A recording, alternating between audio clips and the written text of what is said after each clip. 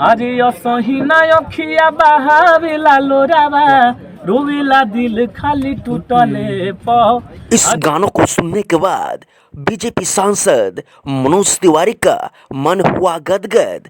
चमरान स्टार विकास राव को किया सपोर्ट। ये भी संजोग है, गाना वर्ल्ड में नंबर 1 ट्रेंड हो रहा है। हेलो दोस्तों, नमस्कार। कैसे हैं आप सब? उम्मीद करते हैं कि अच्छे होंगे। हमारे यूट्यूब चैनल में आपका स्वागत है। मैं जानूंगा इस वीडियो का सच्चाई।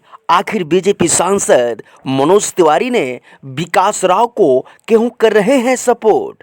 तो जानिए इस वीडियो के बारे में। आपको मैं विस्तार से बताता हूं।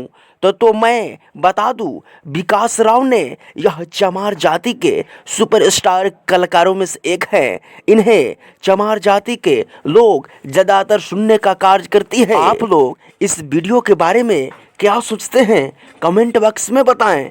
अच्छा लगे तो इस वीडियो को लाइक करें, साथ ही हमारे चैनल को सब्सक्राइब करना ना भूलें। धन्यवाद।